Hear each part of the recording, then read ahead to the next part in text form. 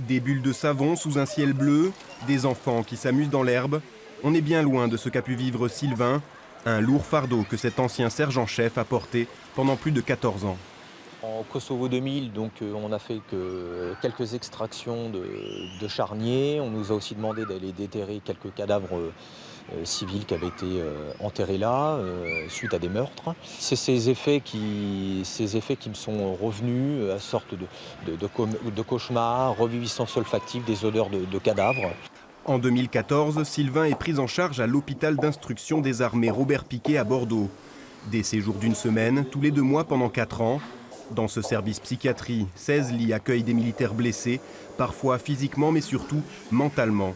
Ils trouvent ici un cadre apaisant et sécurisant, loin des horreurs de la guerre qu'ils ne parviennent à oublier. Beaucoup de troubles du sommeil, des cauchemars qui les réveillent avec une grande difficulté à se rendormir ensuite parce qu'ils sont très angoissés, comme s'ils étaient sur leur terrain d'opération. Et puis souvent se rajoute à ça un climat d'hypervigilance, d'alerte qui explique un petit peu leurs difficultés au quotidien.